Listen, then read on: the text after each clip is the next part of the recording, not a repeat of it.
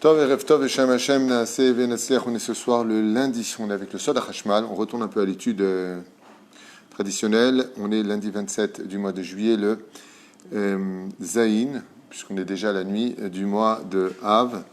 On se rapproche, Be'ezrat Hashem, d'un des jours les plus importants du judaïsme, Tisha B'Av. Donc on parlera ce soir de la Hardout à travers le Sod HaChashmal. Donc pour ceux qui l'ont, vous pourrez suivre avec l'aide d'Hachem. Un shiur qui a été acheté par Mordechai Yaakov Mordechai Yakar de Genève, Shem Berechoto Hu Bechol Asher Lo Be'ezrat Hashem, pour le kavod de Rabbi Shimon Bar Yochai, son fils Rabbi Eleazar, et Rabbi Yehuda Bar Ilai, que le mérite de cette trois grandes lumières Tanaïm Yotzim Dofen Yagen Alechem, et à tout le peuple d'Israël. Refouach lema pour tous les malades d'Israël, Be'ezrat Hashem, Ufren le Ilui Nishmat Kol Mete Israël. Alors ce soir, avec le Sod HaChashmal, sans plus tarder, on commence dès maintenant. On va parler de la Hardout Ksat Al-Pisod. Il faut savoir qu'il y a un combat à propos de l'unité. Donc le mot Hardout, vous avez compris que ça voulait dire unité. On est dedans jusqu'à Tisha B'Av. On va faire beaucoup de cours sur le domaine de la Hardout, puisqu'elle se divise en plusieurs dimensions, plusieurs paliers. Et un des paliers les plus importants qu'il faut savoir étudier, c'est qu'il y a un bras de fer pour justement cette compétitivité de la Hardout.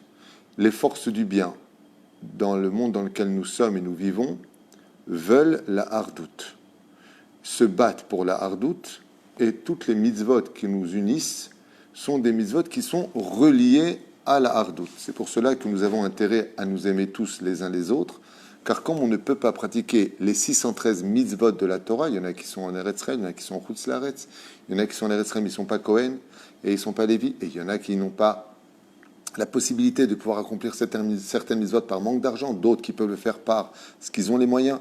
Le fait que nous nous unissions tous les uns les autres, que nous soyons capables de nous aimer, de ne pas nous critiquer, de ne pas dire du mal des uns et des autres, mais de relever l'autre, de prier pour l'autre. En même temps, le salaire vient du fait que, maintenant que je fais de lui un ami au niveau de son âme, au niveau de ce qu'il est, comme quand des fois on a un ami qui fait des choses qui ne sont pas bien, on prend sa défense automatiquement, parce que c'est un ami. Et pourquoi tu ne vois pas les choses avec objectivité, que ton ami il est blidourkik, par exemple? Non, c'est un ami, c'est un devoir de le défendre. À plus forte raison, si c'est son frère, eh bien, à plus forte raison, si une partie de moi est en lui, à plus forte raison. Donc, ce qui se passe, c'est qu'au niveau de ce que nous partageons, si je prends et relève l'autre, j'ai le droit de participer, même de façon inconsciente, aux yeux du Créateur, que ce que lui fait, j'en ai aussi le droit. Et de ce que moi je fais de bien, lui aussi en a le droit. C'est ce que dit la Gemara, Kol Israël Revim Ze Lazé. Nous sommes tous des garants les uns des autres, ce qui fait que s'il te manque à toi quelque chose, et que tu es capable de m'aimer, et que tu ne me critiques pas, par exemple, j'étudie, je suis investi dans l'étude de la Torah, et toi, tu n'étudies pas, mais tu vas à ton travail, tu vas faire quelque chose de bien et de grandes choses, et tu es fier de me regarder par la fenêtre en train d'étudier la Torah, et tu dis, tu te rends compte, heureusement quand même qu'ils étudient la Torah, Baruch Hashem, ils gardent la tradition, si l'on demande un problème d'Halakha, on saura qui aller voir. Magnifique. Eh bien, sache que grâce à cette pensée-là, ce que j'aurais accompli au niveau de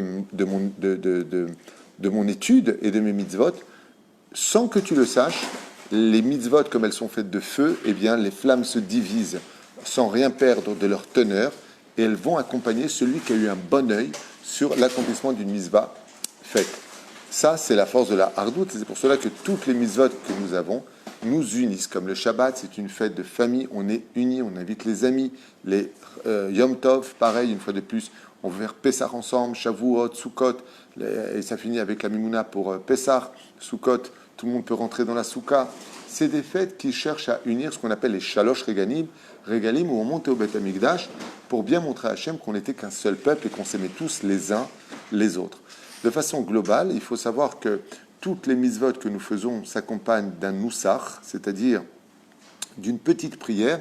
Et si on analyse bien cette prière, comme on l'a souvent fait ensemble, Leshem Yechut Kutsha Berichu Shchinte Bitril Ulhim Ulhim Utrul Yachil. Donc nous venons faire un mitzvah au nom d'Hachem, dans l'amour, dans la crainte est dans l'amour. Yahad Hashem, Yud Ke Bevavke Beyechuda Shelem Shem Kol Israël. Et on dit bien avant l'accomplissement de chacune des mitzvot, avec le Leshem, que ce que nous allons faire maintenant, que ce soit la mise des tefilin, la tzedaka, le talit, allumer les bougies de Shabbat, tout ce que nous allons faire, les Yahad Hashem Yud Ke Bevavke Beyechuda Beshem Kol Israël, Beshem Beyechuda, dans l'union de tout le peuple d'Israël. C'est-à-dire qu'il est impératif pour nous, quand on vient faire une bonne action, de dire que ce que l'on va faire, on ne le fait pas que notre nom à nous, on le fait au nom de tout Israël. Ce qui fait qu'il y a un combat au sein des forces du bien de chercher l'union dans la Sitra de Kedusha, dans les forces du bien. On va l'appeler comme ça parce que c'est comme ça qu'on l'appelle le Satan. J'aime pas ce genre de définition, mais c'est un état de fait. En hébreu, on dit la Sitra Hara, les forces du mal, c'est-à-dire tout ce qui touche à l'interdit. Qu'est-ce qu'on appelle les forces du mal?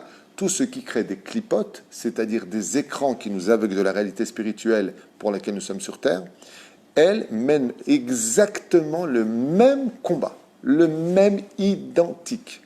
Elle veut absolument l'union dans les forces du mal. Ce qui fait qu'on a un bras de fer entre l'un et l'autre. Si vous observez un petit peu ce que l'on appelle, entre guillemets, pour le monde de la Torah, les forces du mal, eh bien, quand on va en discothèque, les hommes et les femmes dansent ensemble, par exemple, ce qui est un interdit grave de la Torah, eh bien, on est tous ensemble.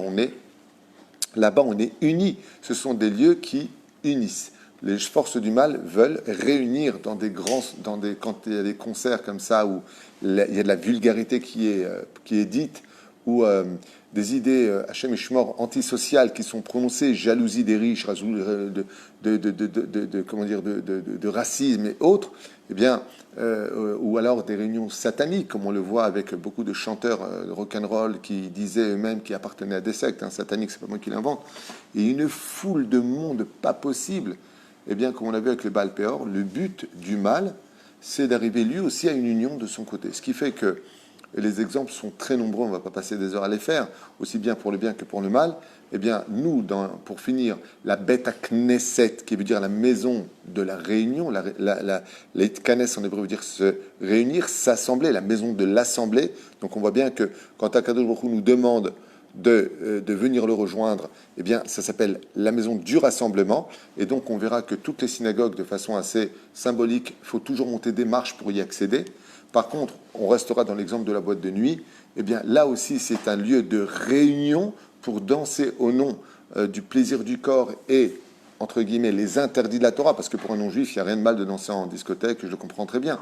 Mais celui qui a un esprit juif et qui étudie la Torah, il comprendra que c'est des choses qui sont strictement interdites. Tu vois des femmes, ça danse, touche, négia, assour.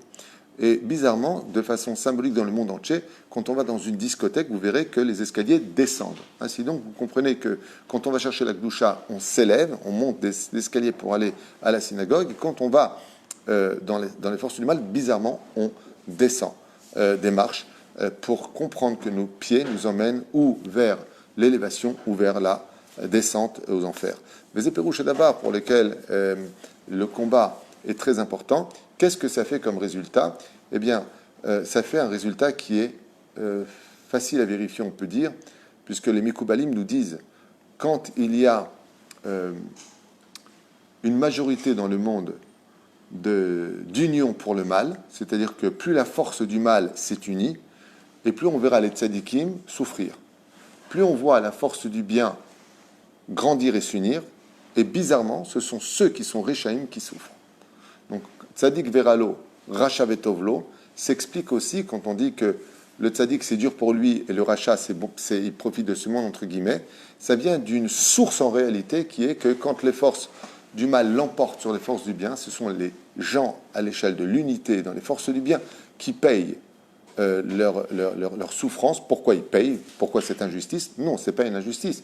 C'est parce qu'ils vont devoir fournir plus encore d'énergie positive pour réaviver l'obscurité des masses de l'autre côté. Et vous verrez qu'il est beaucoup plus facile de s'unir dans la Touma que de s'unir dans la Kedusha. C'est beaucoup, beaucoup plus facile. Pourquoi? La réponse est très simple. Là où c'est mort, personne ne fait de conflit pour s'unir. Là où c'est vivant, chacun pense différemment les uns des autres et les disputes commencent, les séparations, les critiques interviennent.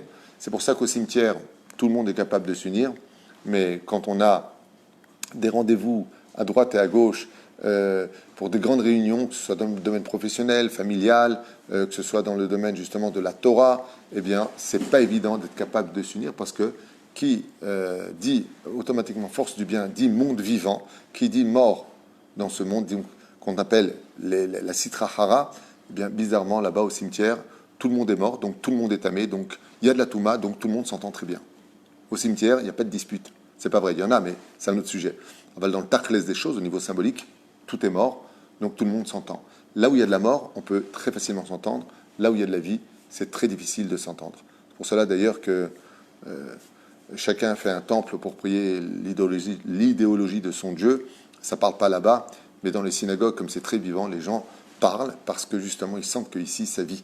La Beth Knesset s'appelle, Baruch Hashem, une maison de vie, il faut le savoir, comme le Beth Hachaim peut le constater aussi dans les cimetières, puisque là-bas, nous sommes encore capables d'être tamés alors que nous sommes morts. C'est-à-dire que nous sommes capables de produire quelque chose, mais l'union existe.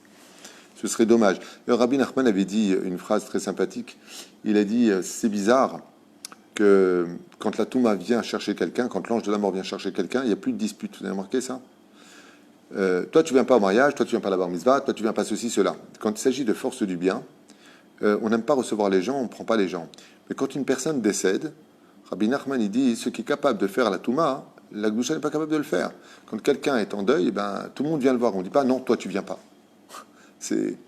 On est en deuil. D'un coup, il est capable d'unir plus fortement que quand on a une bonne nouvelle. Dans les mauvaises nouvelles, on est plus capable de s'unir que dans les bonnes nouvelles. Donc, il faut savoir que le challenge du Koach de la Hardout, il démarre essentiellement du fait qu'il y a un combat et que ce combat-là, il part sur deux plateaux que je vais expliquer tout de suite. Le premier, c'est qui va être capable de réunir le plus de monde à son idéologie, donc force du bien et force du mal. Et deuxième, encore plus grave, qui sera le plus heureux dans cette union. C'est-à-dire que, il faut savoir que c'est un peu comme l'encre et le stylo. L'encre, c'est une chose, c'est l'intériorité de l'âme. La question qui se pose, c'est quoi? C'est que si, par exemple, on est tous unis dans les forces du bien, mais qu'on fait, on ne démontre pas d'enthousiasme, de joie, de vie, de sourire, de simcha, donc on appelle la joie, et de l'autre côté, ils sont moins nombreux, mais qu'est-ce qu'ils sont heureux? Eh bien, ce que ça donne, c'est que les forces du mal ont gagné les forces du bien. Dans le judaïsme, ça ne suffit pas de s'unir, il faut que cette union soit empreinte de Ne'imut. Ce que dit le roi David, Inematov Umanaim, Shevetachim Gam Yachad. C'est-à-dire que le roi David, dans les Tehillim, il a devancé le point le plus important de l'union. C'est pas simplement d'être unis qui compte. Dit le roi David, Inematov Umanaim. D'abord, quand ils seront tous contents de se voir, Tov lirot et panecha, Naïm, il est agréable d'être ensemble, on montre de l'empathie, de la joie, je suis content de te voir. Alors, Shevet Achim Gam Yachad, là on peut dire que c'est une union qui est réussite.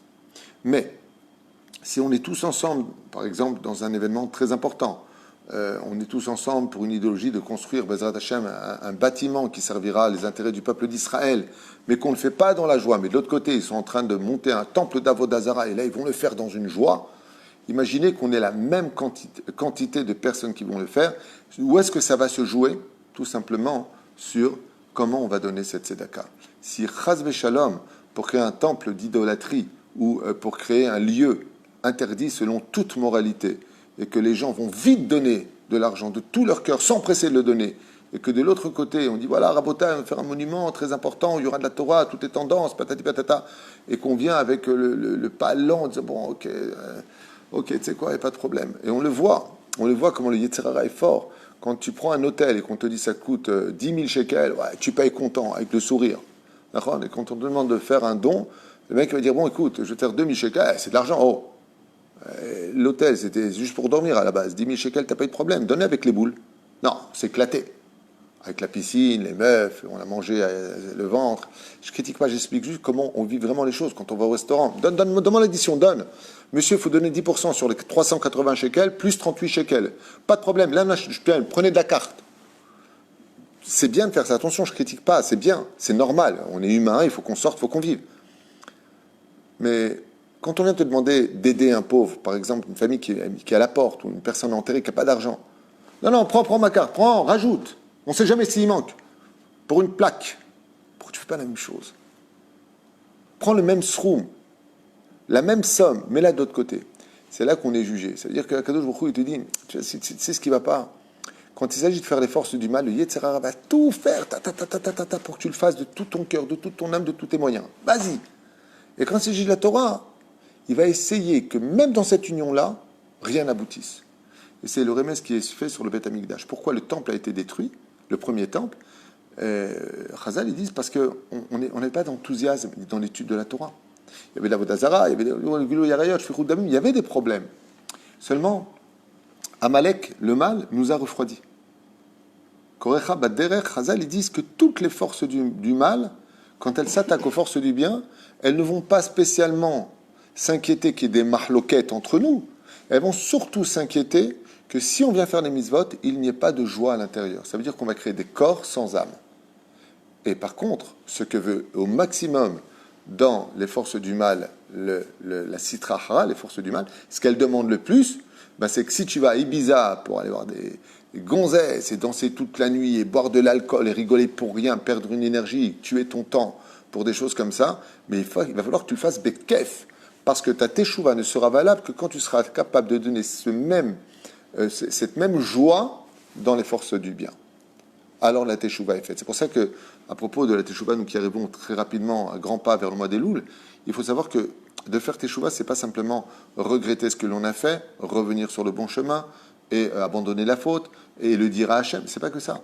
Faire teshuva sur le passé, c'est de donner la même joie que tu as eue à faire la Averot dans les mitzvot. Alors ta teshuva elle est vraiment parfaite. Mais si toute ta vie, quand il s'agissait de faire descendre dans les boîtes de nuit, descendre dans les boissons alcoolisées, les gonzesses, avec beaucoup d'enthousiasme. Et de l'autre côté, maintenant, tu as fait tchouva, et tu as toujours une tronche de tchabéav, parce que tu vas à la synagogue, parce qu'il faut étudier, parce que tu vas rendre des comptes, et que tout est dans la rasra. C'est une teshuva qui est humiliante pour Dieu. C'est-à-dire que le Satan, il dit à Hachem, tu vois, tu m'as créé en tant qu'ange, mais enfin, regarde comment moi ils m'ont servi, regarde-toi comment ils te servent.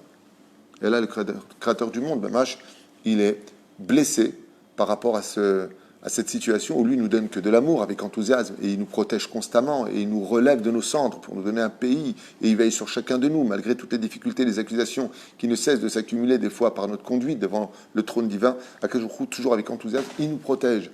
Et il va nous dire à la fin, regardez tout ce que j'ai fait pour vous. En fin de compte, tout ce que j'ai fait, c'est par rapport aux cartes que vous m'avez données dans mes mains pour que moi, je vous aide. Ce que j'ai dans les mains pour jouer par rapport à votre vie, c'est ce que vous me mettez dans les mains. Si vous me donnez un bon tirage, je vous fais un très très bon jeu. Mais si vous me donnez un très mauvais tirage, je ne pourrai pas vous donner un bon jeu. En d'autres termes, Dieu ne peut nous diriger qu'avec la force que nous, on lui donne dans ses mains.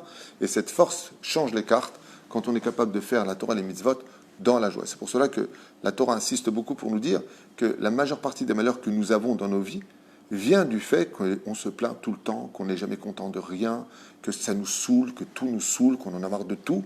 Mais bizarrement, quand il s'agit de perdre son temps, quand il s'agit de faire des choses...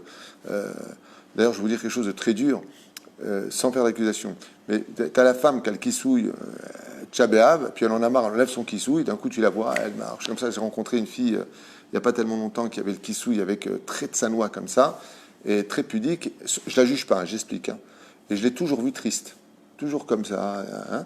Et Mina Shamaim, Met Hashem Aitazot Iniflat Benenu, je l'ai rencontrée récemment. On s'est rencontrés comme ça. Je cours, pas de kissouille, rien du tout. Et, attention, je la juge pas, elle fait ce qu'elle veut, et elle a certainement eu ses raisons et ses épreuves. Je ne suis pas en train de dire, regardez ce qu'elle fait, c'est pas le but. Mais ce qui m'a fait de la peine, c'est que je l'avais jamais vue aussi souriante. Oh, shalom, comment ça va et tout. Hein. Pourquoi tu m'as pas fait avant? Pourquoi? C'est là qu'est tout le problème. Plus grave que le kissouille. Et plus grave encore que la jupe courte. C'est pourquoi tu es heureuse maintenant? Le Yetzer Hara, Béhémet, il t'a eu.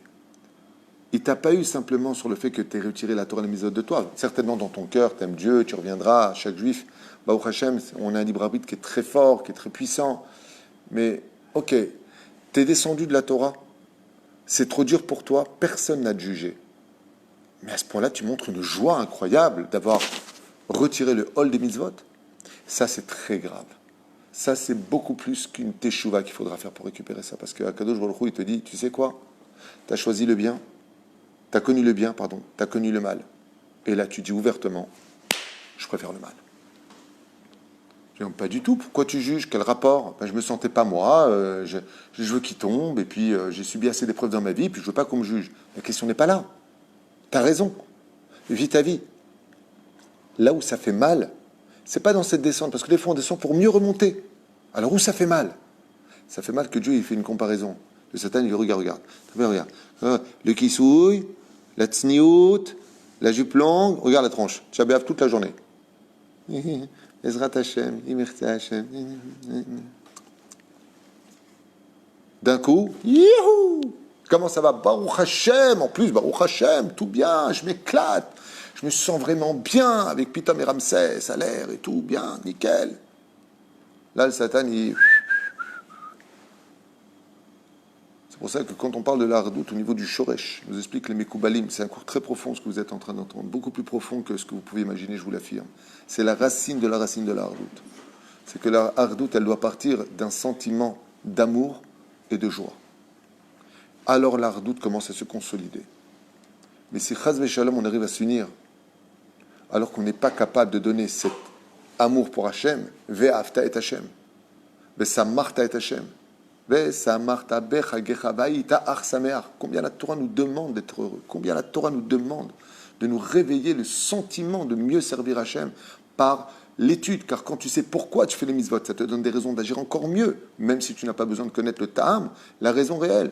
Mais combien tu dois t'efforcer de dire attends 2 secondes, qu'est-ce qu'il y a? Attends, 2 secondes. La tzedaka, attends 2 secondes, qu'est-ce qu'il y a?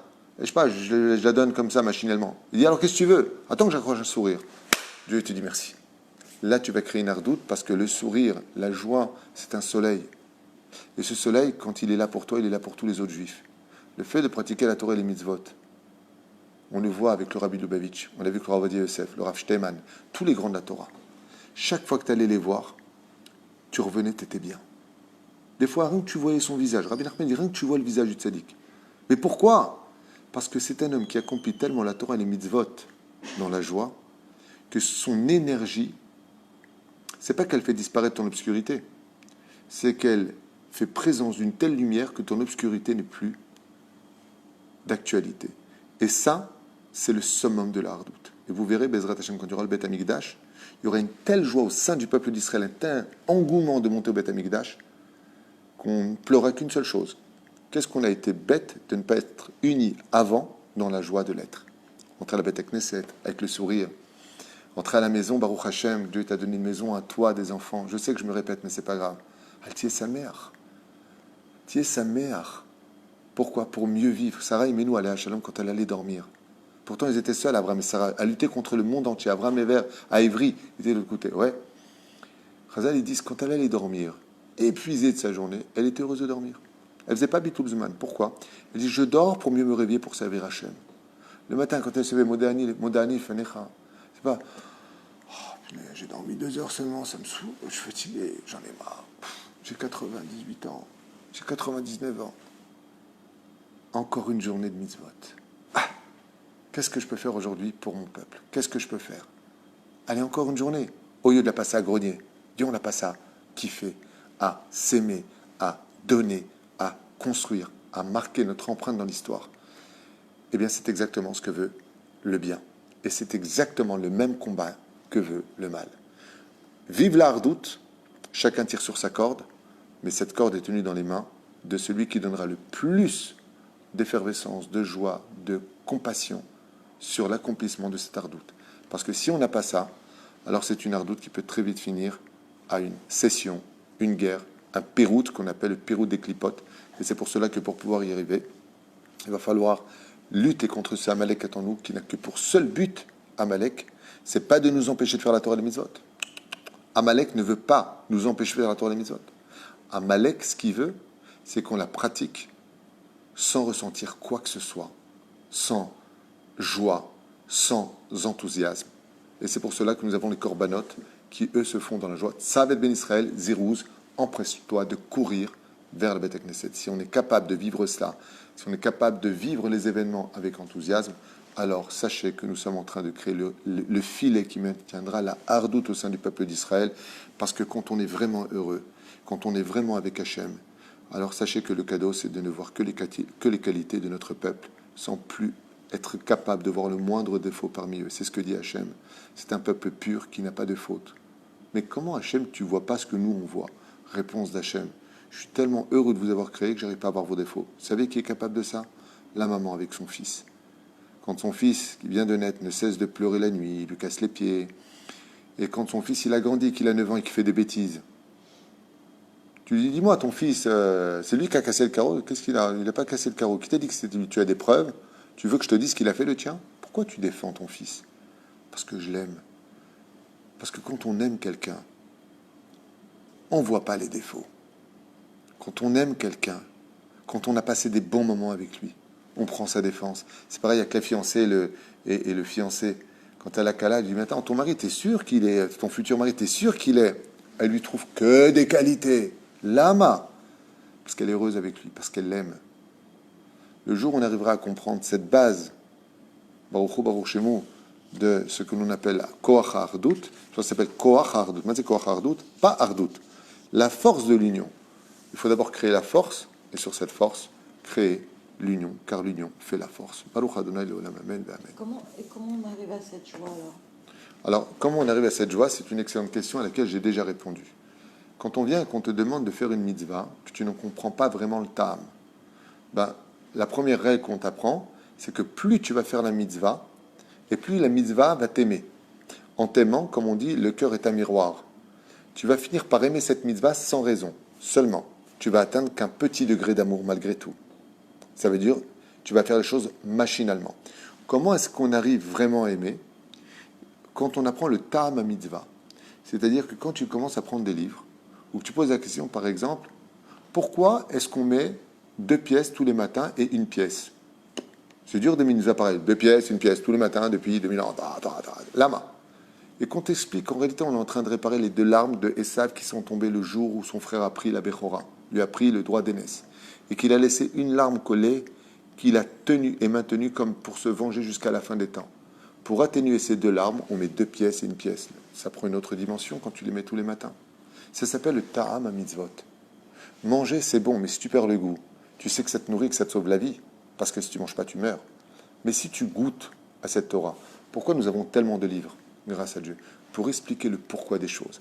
Quand on fait les choses, d'abord il faut les faire même si tu ne comprends pas, et ensuite tu passes à un autre degré, c'est d'apprendre pourquoi tu fais les choses. Et quand tu apprends à comprendre pourquoi tu prends le lulav, qu'est-ce que ça représente, pourquoi tu rentres dans la soukha, qu'est-ce qu'elle représente, qu'est-ce que tu vis réellement quand tu es dedans, quand une femme met son kissouille, quand elle comprend exactement, comme j'ai fait un shiur très important sur ce qui s'appelle le couronnement de la femme, je crois, et d'autres, sur le kissouille, pourquoi? Comme dit Rabbi Eliezer, quand une femme met son kissouille, elle atténue les dynimes dans le monde, elle calme la rigueur dans le monde et apporte le chesed à la maison.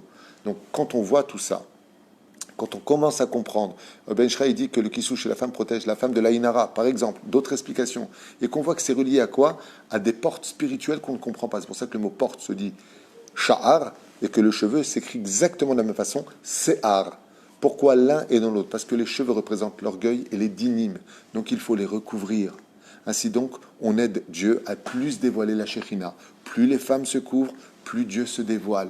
Plus les femmes se dévoilent, plus Dieu se cache. Quand on est capable de comprendre chaque détail de chaque mitzvot, alors on a toutes les raisons de dire, ce n'est plus qu'un bout de tissu que j'ai sur ma tête. C'est beaucoup plus profond. J'aide Dieu à se dévoiler, parce que moi je me cache pour lui faire place à lui. C'est pour ça que la lumière de Dieu dans ce monde, ce sont les femmes, d'où le nom Isha. Isha, c'est les lettres du mot Esh Hashem, lumière de Dieu.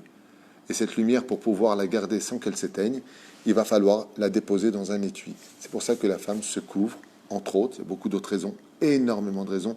Il y a un cours qui s'appelle Beauté volée, que je vous conseille à toutes les femmes de regarder sur la pudeur, qui est extraordinaire. Même moi, je me suis embrassé la main à la fin du cours. Mamash, un chiour extraordinaire sur le sol à Hashmal d'ailleurs, qui s'appelle Beauté volée, qui explique tellement de choses, qui fait qu'en apprenant le pourquoi des mitzvot, pourquoi c'est une mitzvah de vivre en Israël, pourquoi c'est une mitzvah d'étudier la Torah, pourquoi c'est une mitzvah de et de et de, eh bien la personne, non seulement maintenant va accomplir, mais elle va kiffer de faire, parce qu'elle comprend le fonctionnement du monde à son petit niveau à lui. Et elle comprendra d'année en année que ce qu'elle avait compris avant, c'était que la préface. Et jusqu'à la fin de sa vie, il comprendra qu'il n'est que dans la préface. Et plus il va étudier, et plus il va aimer. Et ainsi donc, tu sais, je veux dire quelque chose, Valérie. Quand tu rencontres une personne, c'est pas de coup de foudre au début. Puis tu apprends à le connaître, d'accord. Puis à la fin, tu te rends compte que tu es fou amoureux. D'accord, c'est comme ça. Ainsi est la Torah. La Torah n'a pas un coup de foudre avec elle. La Torah ne veut pas de coups et de foudre. Elle a été donnée dans les coups et la foudre. Mais elle veut qu'on apprenne à la connaître. Elle veut apprendre à te connaître. Elle veut que tu viennes la chercher tous les matins, enfin, quand c'est possible, lundi, jeudi, Shabbat, qui caronne dans les bras. Quand tu la lèves, tu la montres à tout le monde. Et tu dises, Vezot à Torah, Cher Sam, Moshe, les béné Israël. Cette Torah-là, c'est ça que je veux étudier. Dévoiler doucement, doucement. À un tel point que quand tu la connais, moi je connais des gens qui me disent, ah, Gemara, ça me saoule, j'aime pas du tout. Aujourd'hui, ils ont fini 10 fois le chasse. Pourquoi? Parce qu'ils ont investi. Quand tu t'investis pour la Torah, quand tu commences à comprendre les choses, quand ça te dérange et que tu lis des livres, Bémet, et tu as le droit de poser des questions. Ok, je vais mettre les tuilines, je vais les mettre, ces 2 boîtes noires là. On ne sait jamais, si je me perds, on retrouvera les boîtes noires. C'est bien, mais pourquoi on les met? Tu as le droit de demander pourquoi. Tu as le droit de chercher pourquoi. Tu as juste 1 million de livres qui vont t'expliquer pourquoi. Et chaque raison va t'emmener dans des profondeurs tellement importantes que tu peux en arriver comme le roi David à ne plus dormir la nuit en attendant que le soleil se lève en disant, comme disait le roi David, qu'est-ce qu'il est fainéant ce soleil, il ne peut pas se lever qu'on met déjà les tefilines. Pourquoi lui disait ça et nous on ne le dit pas? On ne le vit pas. On ne le vit pas parce qu'on n'investit pas comme le roi David. Mais aujourd'hui, les Rabbi Shimon Bar Yochai est pareil. On vit beaucoup d'épreuves et de plus en plus. On n'a pas fini le Covid, que maintenant c'est la Parnassa. On vit des épreuves très difficiles, mais elles sont loin de ressembler à celles de la Shoah. Elles sont loin de ressembler au pogrom. Elles sont loin de ressembler à la prise de Bétar. Elles sont loin, si vous avez lu Echa, de ce qu'on a vécu à l'époque de la perte du premier temple, où les femmes mangeaient leurs propres enfants. Vous le lirez à Tcha B'Av, si malheureusement il y a Tcha B'Av. On a beaucoup de chance. Les pauvres d'aujourd'hui ne sont pas les pauvres d'avant. Regardez la cour des miracles, et puis regardez ce qui se passe aujourd'hui. Il faudrait peut-être un peu remettre les choses dans leur contexte. C'est vrai que c'est dur, c'est vrai qu'on est habitué au luxe, c'est vrai qu'on est habitué à un mode de vie. Mais bon, quand moi je vois des pauvres qui sont extrêmement pauvres, ils ont quand même le portable sur eux, ils ont même des fois la voiture dans le parking, ils ont même acheté leur maison pour certains, seulement ils n'y arrivent plus, ils ne payent plus, et ils n'ont plus de quoi faire les courses. C'est très dur, je ne dis pas le contraire. Mais de l'autre côté, pourquoi est-ce que c'est dur? Peut-être qu'on a éteint les lumières de la joie. Et comme je vous l'ai dit, plus les forces du mal s'unissent dans la joie, et plus malheureusement les forces du bien ont du mal à prendre le salaire de ce monde. Tzadik Veralo, Racha Betoflo. C'est très lié l'un dans l'autre, mais je ne veux pas revenir dessus, puisque on a fini ce shiur. Je remercierai Yaakov Mordechai et Yakar, qui a voué ce shiur pour le kavod de Rabbi Shimon Bar Yochai, qui a étudié justement lui dans une telle lumière, alors qu'il était dans une grotte pendant 13 ans à boire de l'eau et à manger du caroub. Rabbi Eliezer, son fils, qui n'avait aucune raison lui de fuir et qui est resté près de son père à vivre la même vie. Rabbi Yehuda Bar Ilai, qui est aujourd'hui la ségoula de la Parnassa et qui a vécu une pauvreté telle qu'il n'avait qu'un seul talit pour 6 personnes, pour se couvrir dessous. Voilà, des gens qui ont tout donné et pourtant, aucun d'eux n'a jamais été une seule journée de sa vie malheureux, alors qu'ils avaient vécu des persécutions, l'interdiction formelle d'enseigner la Torah, recherchée et mise à mort, ont tué les gens très facilement à cette époque et ils avaient des conditions terribles. Vous savez ce que c'est manger du caroub? Le mot harouv en hébreu vient de la racine herev, c'est comme une épée dans l'estomac. Ils mangeaient ça. Nous on mange ça, grâce à Dieu on mange. Grâce à Dieu on boit. Grâce à Dieu on a un pays. Grâce à Dieu on a notre armée. Là c'était les Romains. C'était sous mandat romain. La reine, c'est vrai que toute génération a ses difficultés, elle a toutes ses épreuves. Mais de l'autre côté, on n'a jamais eu autant de Torah, jamais eu autant de cours, jamais eu autant Baruch Hashem. Comme avant on disait, il n'y a pas une maison juive où il n'y a pas son goy. Aujourd'hui, on pourrait presque dire, il n'y a pas une maison juive où il n'y a pas son rabbin. Les choses sont à voir des deux côtés. Bezrat Hashem. Ce qui compte, c'est le travail individuel de chacun de nous. On n'est pas là pour dire aux autres ce qu'ils doivent faire, on est là pour être ce que nous devons être, pour que cette lumière qui s'allume allume d'autres torches pour éveiller le monde à un monde de lumière qu'on appelle Oro Shel Melech HaMashiach, la lumière du Melech HaMashiach. Toda Rabba Beleitраot.